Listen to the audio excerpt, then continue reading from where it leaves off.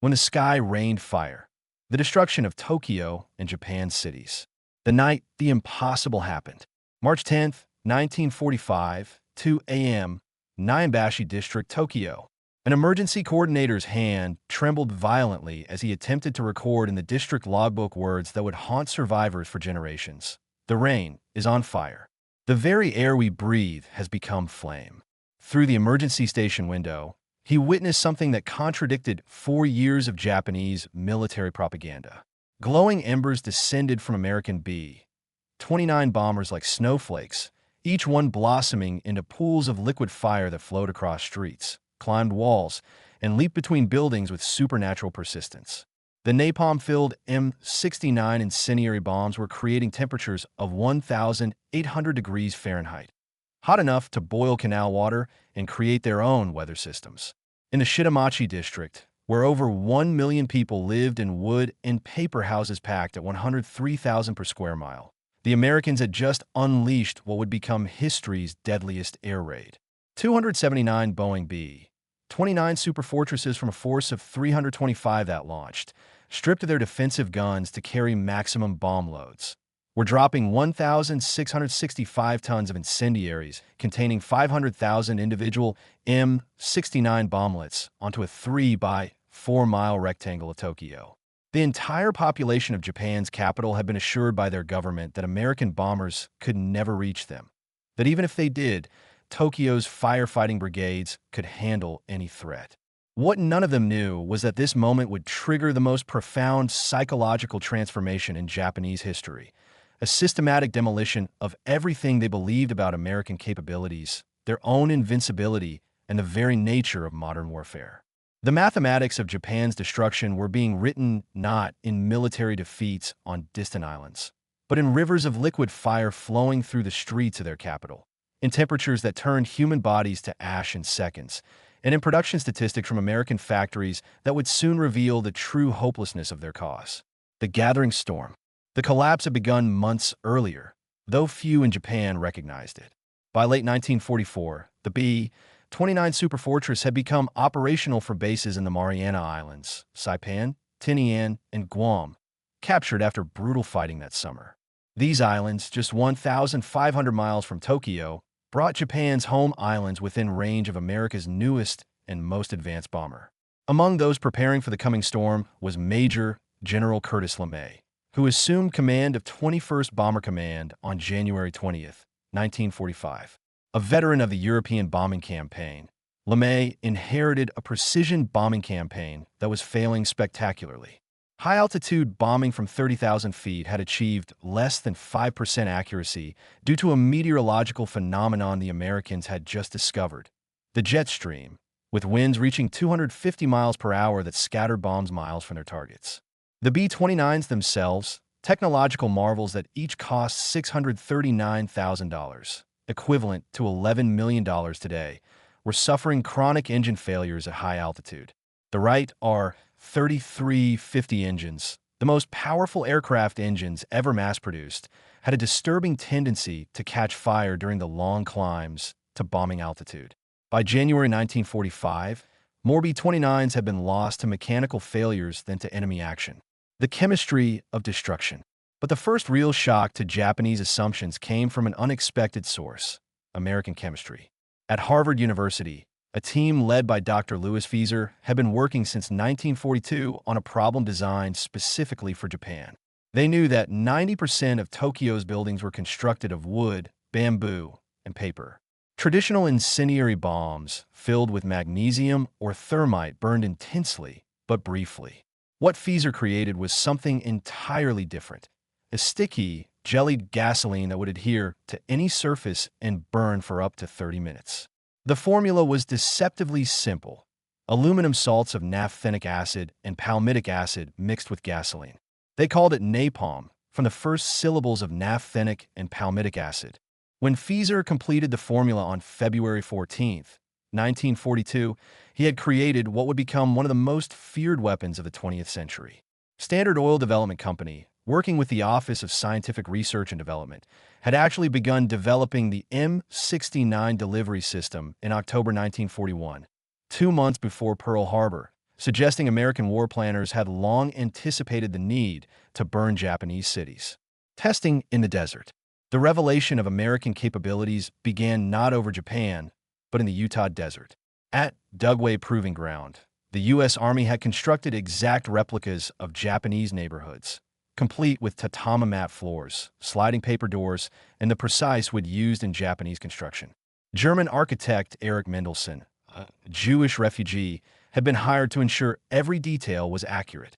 The tests conducted throughout 1943 produced data that would have terrified Japanese leadership had they known.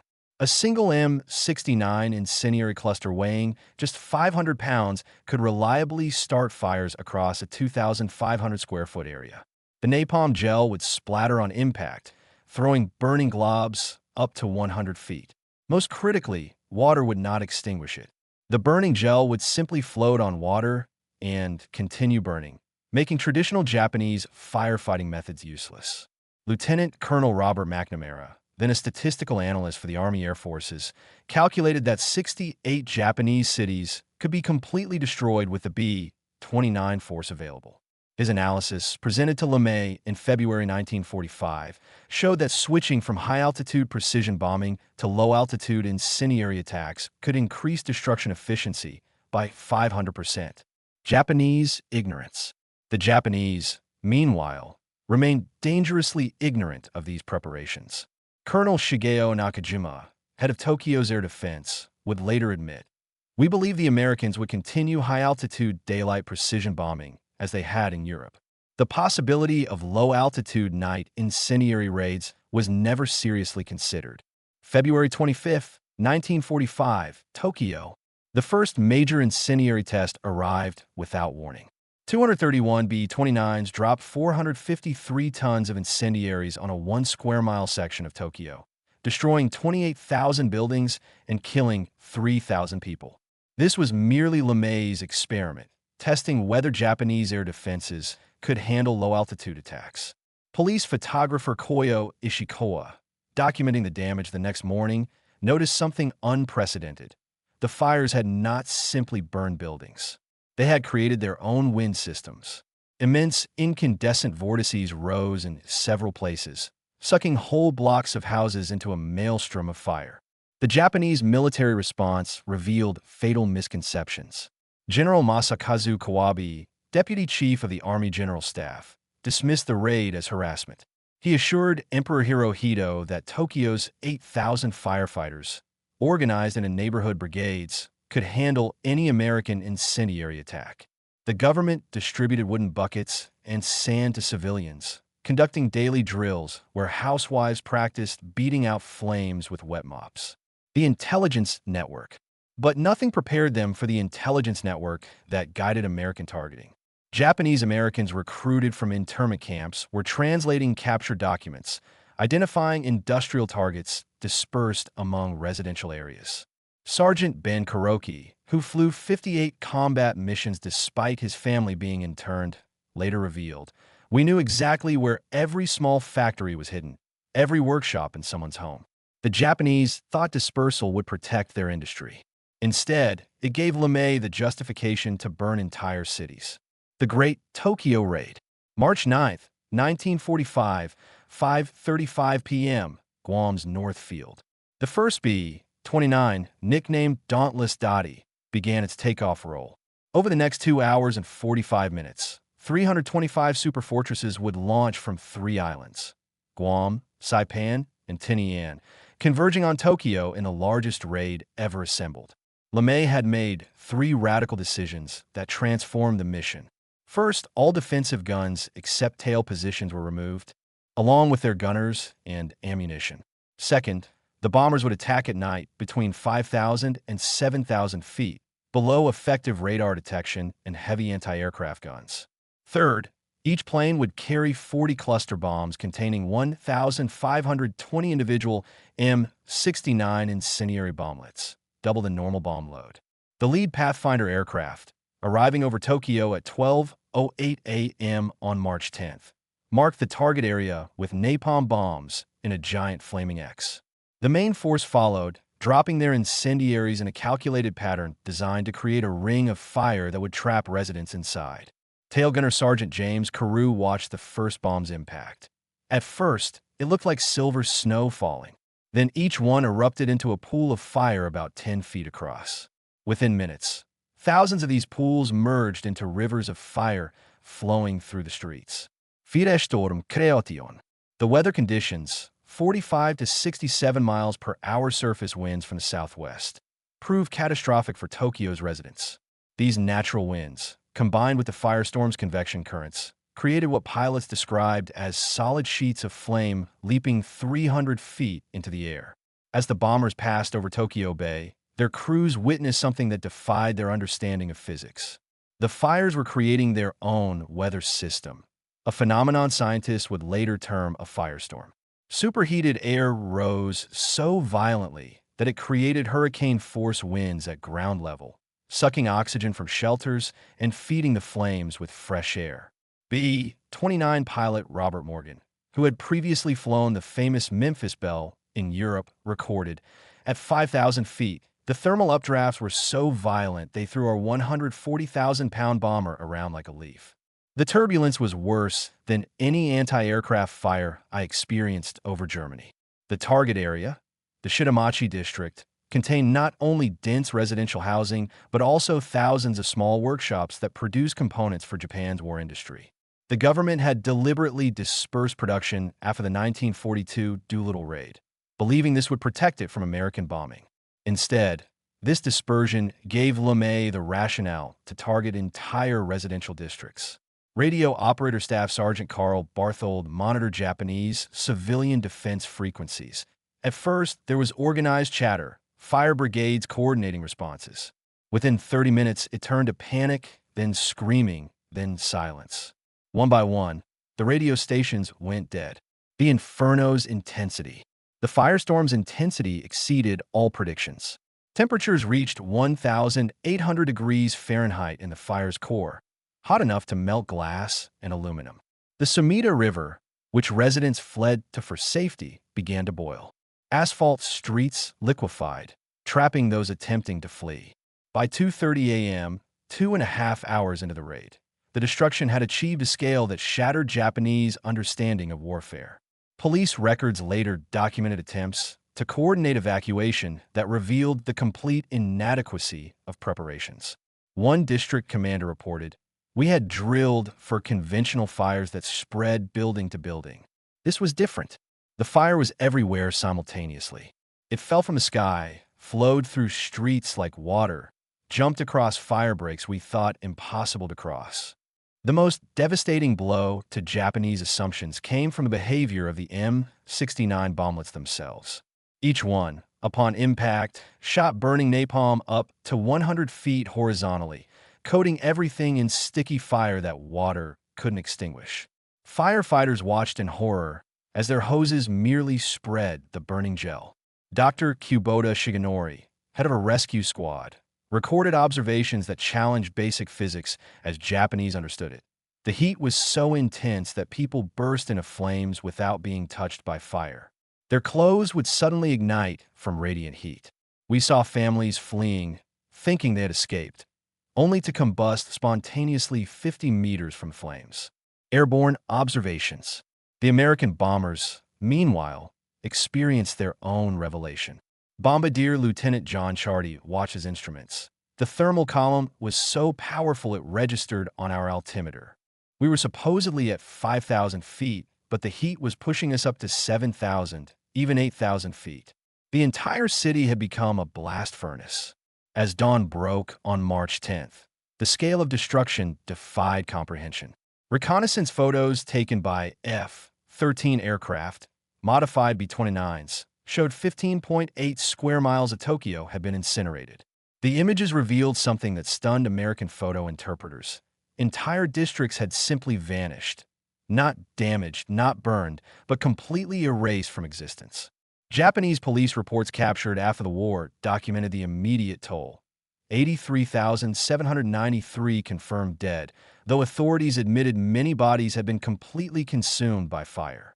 267,171 buildings destroyed. over 1 million homeless. But these statistics failed to capture the psychological impact. Survivor testimony. 16-year-old Sumiko Masako, who survived by submerging herself in a water tank until the fire passed, emerged to find her entire neighborhood gone. There were no landmarks, no streets, just gray ash as far as I could see. I couldn't find where my house had been. Everyone I knew was dead or missing. The breakdown of civil authority was immediate and complete. Tokyo's fire department, which had confidently assured citizens they could handle any air raid, ceased to exist as an organized force within 2 hours. Of 8,000 firefighters, over 1,000 died in the first night, with hundreds more severely burned. Their equipment, mostly hand-drawn pumps and wooden ladders, proved utterly useless against napalm. In the days following March 10th, Tokyo faced a crisis that exposed the fragility of Japanese preparations. The government had no contingency plans for casualties on this scale. Makeshift morgues were established in schools, temples, and parks. Bodies were stacked in ways that shocked even hardened officials awaiting mass cremation. The psychological impact on survivors proved as devastating as physical destruction. Yoshiko Hashimoto, searching for her mother among thousands of corpses, described scenes that challenged human comprehension. The bodies were all black, shrunken to the size of children. You couldn't tell men from women, adults from children. Some were fused together in embraces, families who died holding each other. Imperial response. The government's response revealed its complete unpreparedness. Emperor Hirohito, touring the destroyed areas on March 18th, was visibly shaken. His aide, Marquis Kido, recorded, "His Majesty stood silent for a long time, then said, 'Tokyo has become a burned field. The capital of the empire has become a burned field.'" Yet even this devastation failed to immediately change Japanese military strategy. The government ordered increased production of bamboo spears for civilians to repel the anticipated American invasion, while suppressing information about the raid's true scale. Newspapers were forbidden to publish casualty figures or photographs of the destruction. The campaign expands. The systematic destruction of Japan's cities followed a carefully planned schedule. On March 11th, even as Tokyo still burned, 285 B-29s struck Nagoya, center of Japan's aircraft industry. The Mitsubishi engine plant, which produced 40% of Japan's aircraft engines, took direct hits from 1,938 tons of incendiaries. Factory worker Tanaka Hideki watched from a hillside as his workplace vanished. The Americans dropped fire in perfect patterns, like farmers planting rice.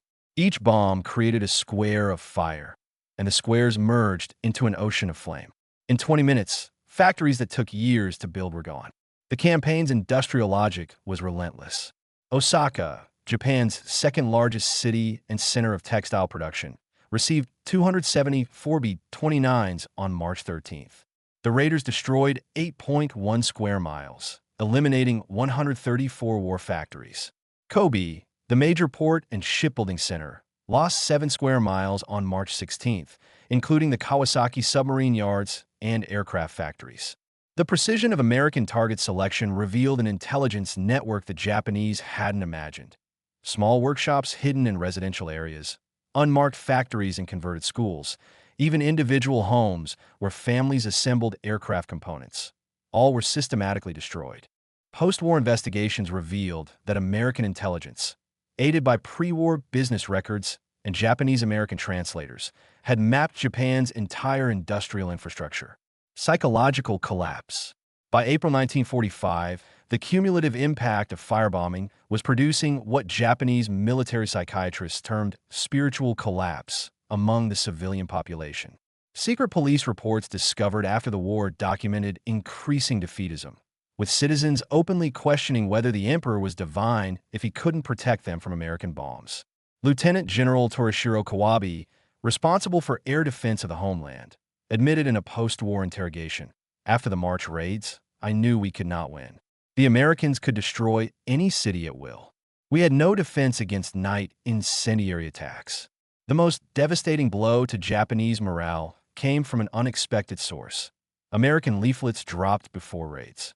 These warnings, initially dismissed as propaganda, began accurately predicting which cities would be destroyed. The psychological impact of knowing destruction was coming, but being powerless to prevent it proved crushing. Dr. Masao Murayama, a political scientist who survived the raids, later wrote, "The leaflets destroyed our concept of death in battle. This wasn't warfare. It was scheduled extermination. The Americans announced they would burn our cities, and then they did exactly that. We were not defeated. We were processed. Accélérating destruction." The statistics of the expanding campaign defy Japanese comprehension. After the initial March fire blitz that destroyed 32 square miles in 10 days, LeMay systematically worked through Japan's urban centers. By May, with major cities largely destroyed, the campaign shifted to secondary targets. 58 cities with populations between 60,000 and 350,000. On May 29th, 517 B-29s struck Yokohama in daylight, escorted by 101 P-51 Mustang fighters operating from newly captured Iwo Jima. This raid introduced another psychological blow. American fighters over Japan, something the military had assured citizens was impossible. The presence of escort fighters meant B-29s could bomb in daylight with impunity. The mathematics of destruction accelerated beyond Japanese ability to respond. In May alone, American bombers destroyed 94 square miles of urban area. June saw another 89 square miles incinerated. By July, B-29s were running out of targets, forcing mission planners to revisit cities already burned to destroy rebuilding efforts. The August 1st, 1945 raid demonstrated American productive capacity at its peak. 836 B-29s attacked 4 cities simultaneously in the largest raid of the war. Hakioji, a city of 80,000 west of Tokyo, was 80% destroyed in a single night. Toyama, an aluminum production center, suffered 99.5% destruction, the most complete annihilation of any city in the war. Voices of the survivors. Throughout the campaign, individual testimonies revealed the human cost of industrial warfare. Katsumoto Satome, a 12-year-old during the Tokyo raid, dedicated his life to documenting survivor accounts. By 2002, he had collected over 1,000 testimonies, preserving voices that official histories ignored. Haruo Nihei, 8 years old during the March 10th raid, provided one of the most detailed accounts. Fleeing with her family, she became separated in the chaos. The wind was so strong it lifted people off their feet. "I saw a woman with a baby on her back burst into flames. The baby was screaming. Then suddenly both were silent, just black shapes falling to the ground. She survived by chance when her father, whom she didn't recognize in the darkness and chaos, threw himself over her as burning debris fell. They were buried under other bodies, which shielded them from the heat. I could hear people above us praying, screaming, then nothing. When we finally crawled out at dawn, we were covered in the melted fat of those who had protected us. The psychological trauma persisted for decades." Shizuo Kuchi, 14 during the raids, described lasting effects. "For years, I couldn't light a match without shaking. The smell of grilled meat made me vomit. Orange sunsets triggered panic attacks. We survived, but we never really left that night." Medical catastrophe. Medical responses to the firebombing revealed the inadequacy of Japanese preparations. Dr. Shigenori Kubota, leading a rescue squad on March 10th, documented injuries beyond medical experience. "We saw people whose lungs had been seared by superheated air. They were alive but couldn't breathe. Others had been baked alive in shelters when temperatures exceeded 400 degrees Celsius. There is nothing in our training to prepare us for this." The handful of hospitals that survived were overwhelmed within hours. Surgical supplies exhausted immediately. Burn treatment facilities designed for dozens of patients received thousands. Medical staff made brutal triage decisions, focusing on those with survivable injuries while leaving severe burn victims to die. Nurse Takahashi Aiko, working at Tokyo Imperial University Hospital, recorded, "We ran out of morphine in the first hour, bandages in the second. By dawn, we were tearing up our own uniforms for dressings." The screaming never stopped. "When I finally collapsed from exhaustion 2 days later, I could still hear it in my sleep." The public health crisis extended beyond immediate casualties. With water systems destroyed and bodies decomposing in the ruins, disease outbreaks threatened survivors. Typhoid, dysentery, and respiratory infections spread rapidly through overcrowded refugee centers. The government, focused on maintaining military readiness, allocated minimal resources to civilian medical care. The intelligence advantage. Behind the bombing campaign lay an intelligence operation of unprecedented scope. The Joint Target Group in Washington had spent 2 years analyzing Japan's urban infrastructure using pre-war insurance maps, tourist guides, and business directories. They knew the location of every significant factory, the layout of every major city, even the construction materials of different neighborhoods. Japanese-American linguists recruited from internment camps provided crucial intelligence. Sergeant Roy Matsumoto, whose family was imprisoned at Jerome, Arkansas while he served in Burma, later revealed, "We translated captured documents showing where factories had relocated." A diary from a dead soldier might mention his sister working at a hidden aircraft part shop. Every piece of information went into target folders. The Office of Strategic Services, OSS, had agents reporting from neutral countries, tracking Japanese industrial production through shipping manifests and trade documents. Swedish businessman Widarbag, secretly working for American intelligence, provided detailed reports on Japanese synthetic oil production that guided target selection. Most remarkably, American codebreakers were reading Japanese military communications throughout the campaign. They knew which cities had functioning air defenses, where night fighters were stationed, even when fuel shortages grounded interceptors. This intelligence allowed LeMay to route bombers around defenses and strike when Japanese fighters couldn't respond. Weaponizing the weather. Meteorology became a weapon as devastating as napalm itself. American weather officers had discovered they could predict optimal firestorm conditions: low humidity, high winds, and clear skies. They timed raids to coincide with weather patterns that would maximize fire spread. The March 10th Tokyo raid succeeded partly because meteorologists predicted the strong southwestern winds that drove the firestorm. Captain Robert Nelson, chief weather officer for 21st Bomber Command, later explained, "We knew those winds would turn individual fires into a single conflagration. We literally weaponized the weather." Japanese authorities, lacking sophisticated meteorological services, couldn't predict when conditions favored firestorm formation. They maintained the same civil defense procedures regardless of weather, not understanding that certain conditions made firefighting impossible. The Americans even manipulated weather perceptions. They deliberately conducted nuisance raids during poor weather, forcing Japanese defenders to maintain alerts during storms. Then, when perfect firestorm conditions arose, defenses were exhausted from false alarms. Strategic collapse. By July 1945, American firebombing had achieved its strategic objective: the complete collapse of Japanese civilian morale and industrial capacity. Secret police reports showed only 32% of civilians believed Japan could achieve anything resembling victory. War production had fallen to 15% of 1944 levels. Over 8.5 million people were homeless, living in makeshift shelters or fleeing to the countryside. The nuclear attacks on Hiroshima and Nagasaki, while shocking in their novelty, killed fewer people than the firebombing campaign. Hiroshima's death toll of 146,000 and Nagasaki's 80,000 combined were less than the 330,000 to 900,000 killed by conventional bombing.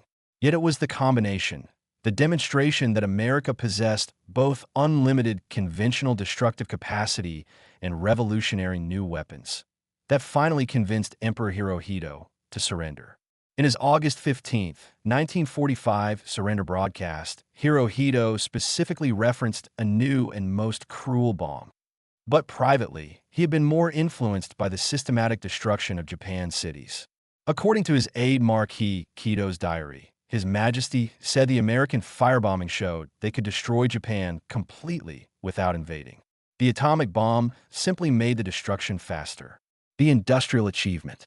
The B-29 campaign represented the largest industrial undertaking in history to that point. The program cost $3 billion, equivalent to $50 billion today, more than the Manhattan Project. Boeing, Bell, Martin, and Fisher built 3,970 B-29s at 4 massive plants. Each one contained 55,000 manufactured parts, plus 8,000 additional purchased items.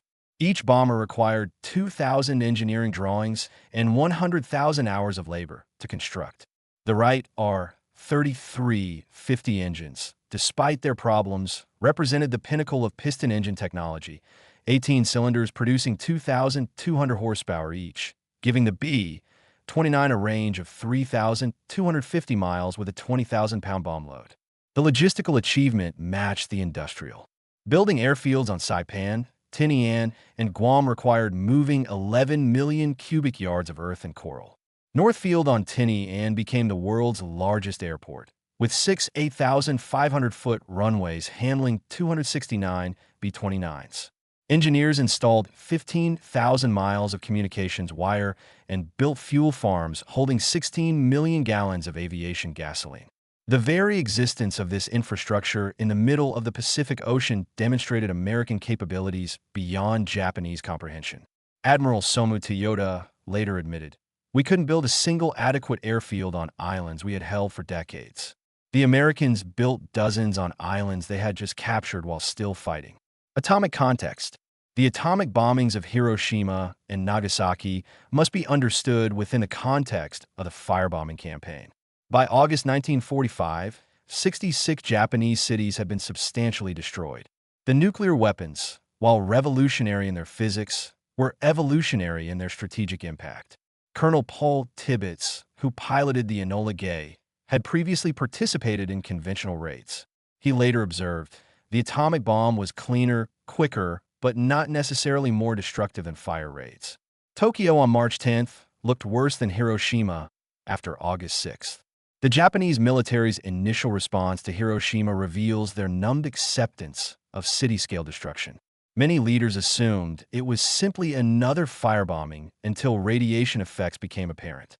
General Kawabe's first reaction was relief that only one plane was involved, meaning America couldn't have many such weapons. What the atomic bombs provided was efficiency, the destruction of an entire city with a single aircraft rather than hundreds. This efficiency, combined with the radiation effects that killed survivors weeks later, finally convinced Japanese hardliners that continued resistance was futile. The decision to surrender. The decision to surrender, debated in the Supreme Council for the Direction of the War, was fundamentally shaped by the firebombing campaign.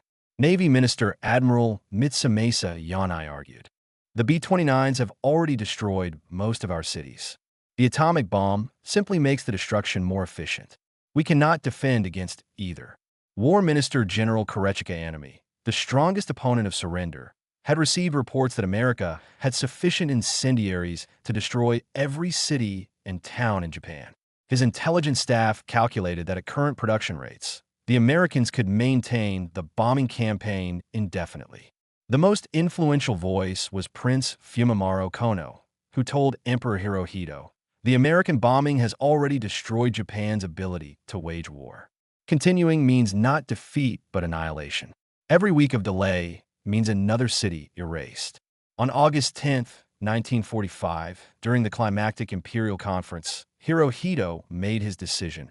"I cannot bear to see my innocent people suffer any longer. Continuing the war means only that more Japanese blood will be shed." The occupation discovers the truth. When American occupation forces entered Japan in September 1945, they discovered the true extent of destruction.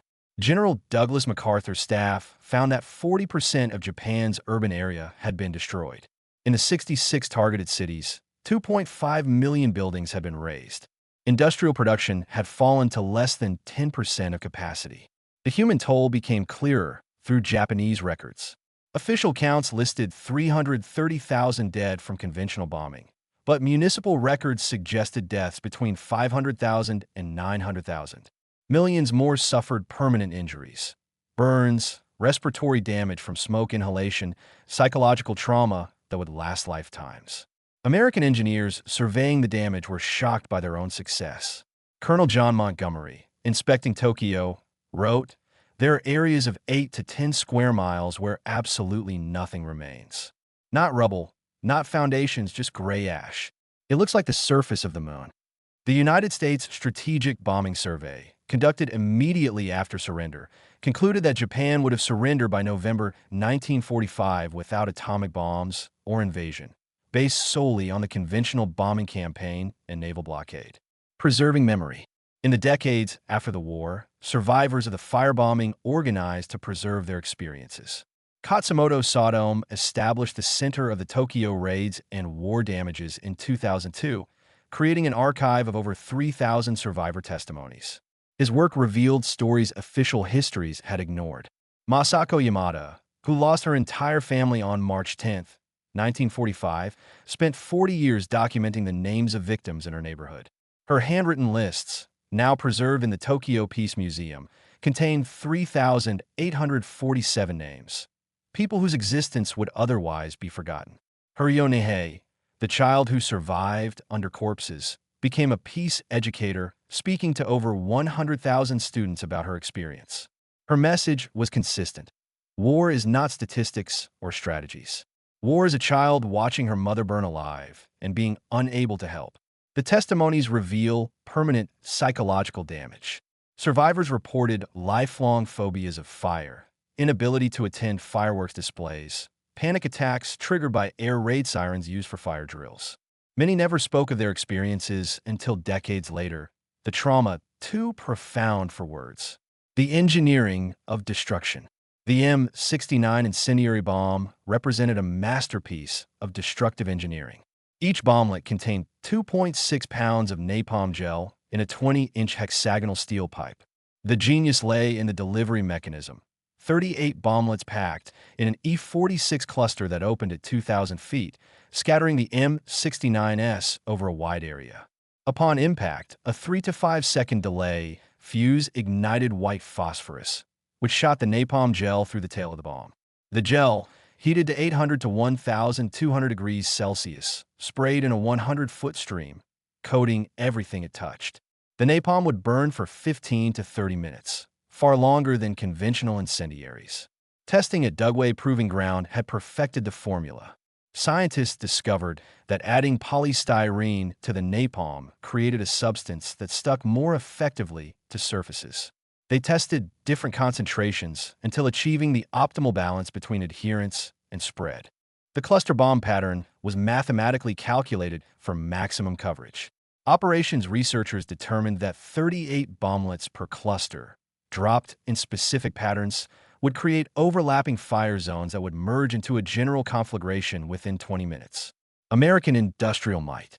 Behind every B-29 raid lay an industrial achievement that dwarfed Japan's entire war production.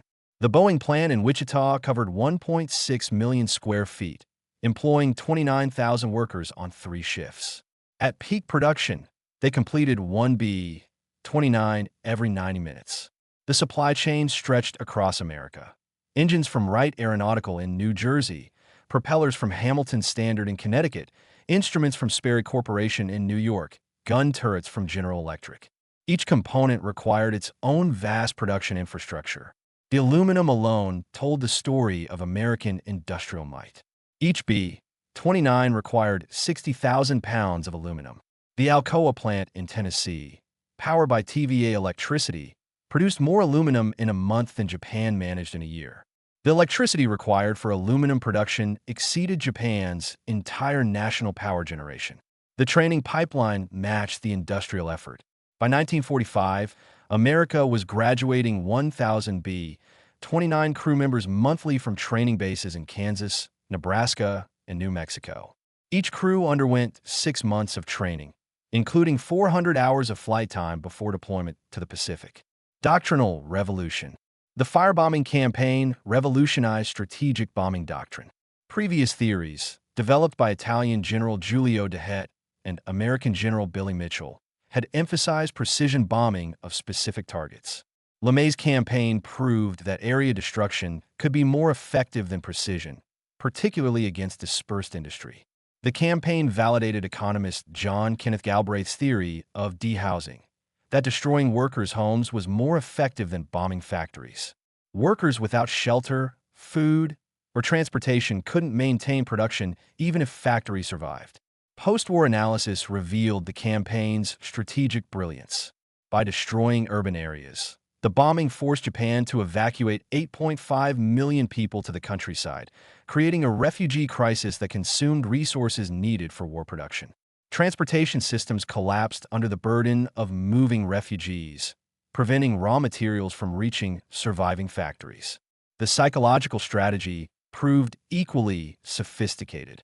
By announcing targets in advance through leaflets, the Americans created panic migrations that disrupted production more than the actual bombing. Workers fled threatened cities, abandoning their posts days before raids occurred. LeMay's decision. General Curtis LeMay's decision to switch from high-altitude precision bombing to low-altitude area bombing represented one of the war's most consequential command decisions.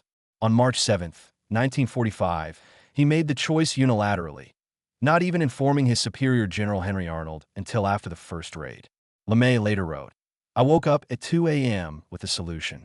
Strip the guns, fly low at night, carry only incendiaries." It violated everything we'd been taught, but the math was undeniable. We could destroy Japan's cities completely, or we could fail trying to hit specific targets. The personal burden weighed heavily. LeMay expected court-martial if the raid failed. He personally briefed every crew, explaining that he was ordering them to fly defenseless into the enemy's capital. "If it doesn't work, send me home in chains," he told his staff. The success vindicated his judgment, but LeMay never glorified the decision. In his memoirs, he wrote, "We knew we were going to kill a lot of women and kids. But if the war had continued, millions more would have died in an invasion. It was simple arithmetic, horrible, necessary arithmetic." Cultural transformation. The firebombing fundamentally altered Japanese culture and society. The concept of mujo, impermanence, took on new meaning as entire cities vanished overnight. Traditional architecture, evolved over centuries, proved fatally vulnerable to modern warfare. Post-war urban planning reflected firebombing trauma. Cities were rebuilt with wide boulevards that could serve as fire breaks. Building codes mandated concrete construction. Parks were designed as evacuation areas. Modern Tokyo's layout, with its seemingly random open spaces, directly results from firebombing experience. The Japanese language itself changed. New words entered common usage. Napalm Dan, napalm bomb, shoiden, incendiary bomb, hibakusha, bombing victim. The phrase yakinohara, burned field, became synonymous with total destruction. Literature and cinema grappled with the experience for decades. Novelist Kobo Abe, who witnessed bombing in Manchuria, wrote surrealist works exploring themes of identity loss and urban destruction. Director Akira Kurosawa's post-war films often featured fire as a destructive force, reflecting national trauma. Legal and moral questions. The legality of the firebombing campaign remains debated among international law scholars. The 1907 Hague Convention prohibited bombing undefended cities, but Japan's cities contained military targets and air defenses, technically making them legitimate targets. The principle of proportionality, that civilian casualties must not be excessive relative to military advantage, was poorly defined in 1945. American planners argued that destroying dispersed war industry justified area bombing. Critics contended that deliberately creating firestorms to maximize civilian casualties violated laws of war. Robert McNamara, who helped plan the campaign as a statistical analyst, later reflected, "LeMay said if we'd lost the war, we'd all have been prosecuted as war criminals." And I think he's right. We were behaving as war criminals. But what makes it immoral if you lose and not immoral if you win? The Nuremberg and Tokyo trials established new precedents for war crimes but didn't address Allied bombing. The 1949 Geneva Conventions attempted to clarify protections for civilians, largely in response to World War II's area bombing campaigns. Contested memory. How the firebombing is remembered remains contested between Japan and America. In Japan, the raids are memorialized as victimization, with peace museums in Tokyo, Osaka, and other cities displaying melted artifacts and survivor testimonies. March 10th is observed as Tokyo Peace Day. American memory largely forgot the firebombing, overshadowed by the atomic bomb's dramatic singularity. Military histories emphasize the campaign's strategic success in ending the war without invasion. The moral questions that tormented McNamara rarely enter public discourse. Survivors like Katsumoto Sadome fought for recognition, arguing the firebombing's victims deserve the same acknowledgement as atomic bomb survivors. The Japanese government long resisted, not wanting to complicate its victim narrative or anger its American ally. Recent scholarship has attempted balanced assessment. Richard Frank's Downfall argues the bombing saved millions of lives by preventing invasion. Mark Selden's work emphasizes the deliberate targeting of civilians. The debate continues without resolution. Technological legacy. The firebombing campaign's technological innovations influenced warfare for generations. Napalm, perfected for Japan, became a standard weapon used extensively in Korea and Vietnam. The cluster bomb concept evolved into modern precision-guided munitions. The operational research methods developed to plan raids, statistical analysis, probability calculations, systems optimization became standard military practice. McNamara later applied these same analytical methods as Secretary of Defense, with controversial results in Vietnam. Weather prediction for military operations advanced significantly. The techniques developed to predict firestorm conditions contributed to modern meteorological science. Understanding of fire behavior, urban conflagration patterns, and thermal effects influenced urban planning and fire safety regulations worldwide. The B-29 itself, despite its Pacific War success, quickly became obsolete in the jet age. But the industrial mobilization required to produce it demonstrated American capacity for technological achievement, setting the stage for the aerospace industry and space program. Casualty statistics. Final casualty figures from the firebombing campaign remain disputed, but documented evidence provides minimum numbers. The United States Strategic Bombing Survey counted 330,000 dead and 476,000 injured from conventional bombing. Japanese government statistics suggested 500,000 dead. Some historians estimate up to 900,000 deaths when including delayed mortality from burns, smoke inhalation, and disease. Beyond deaths, the campaign created 8.5 million refugees, 30% of Japan's urban population. 2.5 million buildings were destroyed. Economic losses exceeded 25% of national wealth. Industrial production fell to 10% of capacity. The psychological toll proved immeasurable. Dr. Masahiro Yamamoto's post-war study of 10,000 survivors found 73% suffered chronic anxiety, 61% reported recurring nightmares, and 44% showed symptoms of what would now be diagnosed as PTSD. These traumas passed to subsequent generations through family dynamics and cultural memory. Medical consequences persisted for decades. Survivors showed elevated rates of respiratory disease from smoke inhalation, chronic pain from burn injuries, and increased cancer incidents possibly related to toxic exposures. The Japanese government provided no comprehensive medical care for firebombing survivors, unlike atomic bomb victims who received special medical benefits. Personal reckoning. Curtis LeMay never apologized for the firebombing, but acknowledged its moral weight. In his autobiography, he wrote, "Every soldier thinks something of the moral aspects of what he is doing.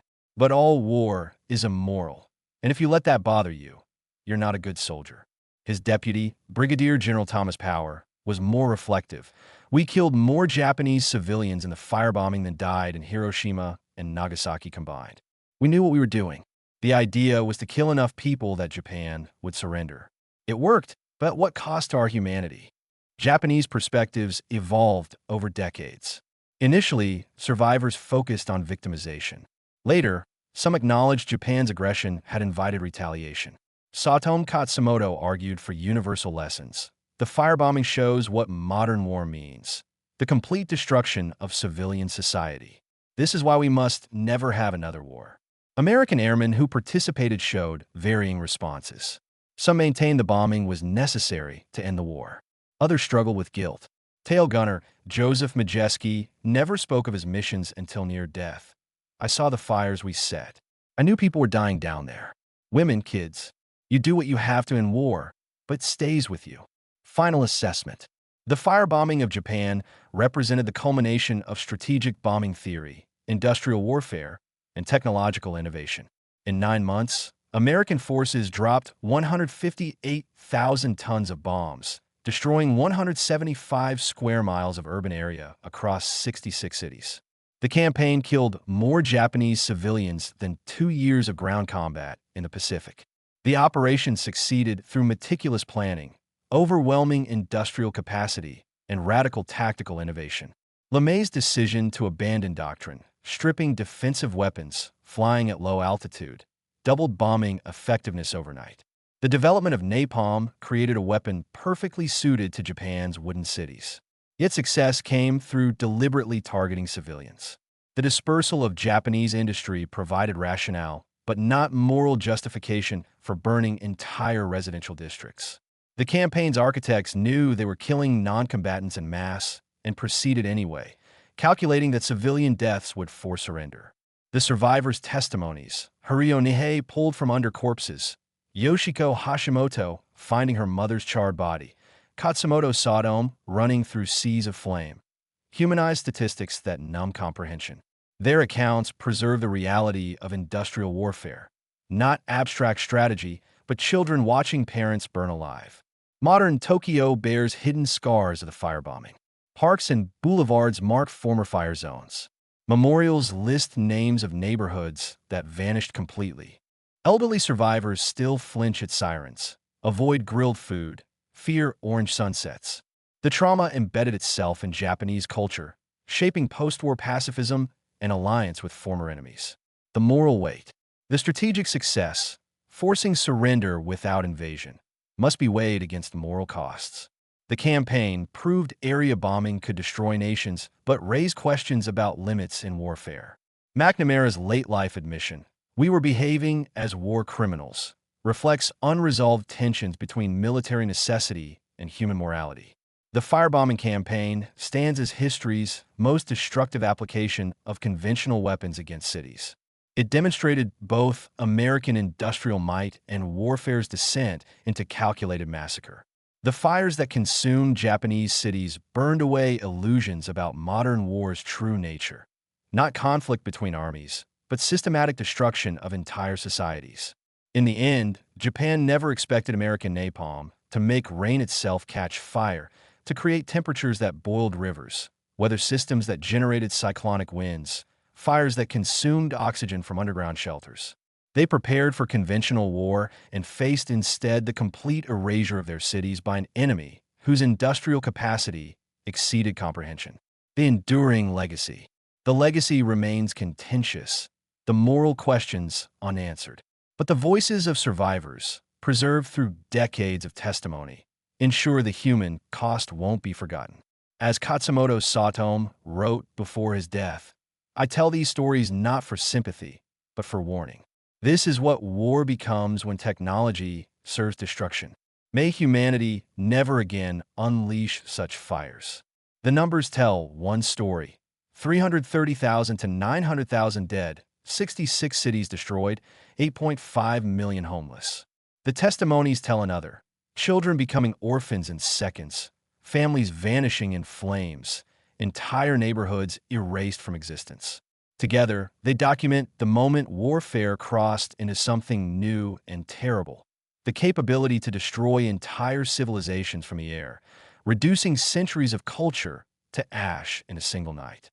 That capability, first demonstrated over Tokyo on March 10, 1945, forever changed warfare's nature and humanity's capacity for destruction.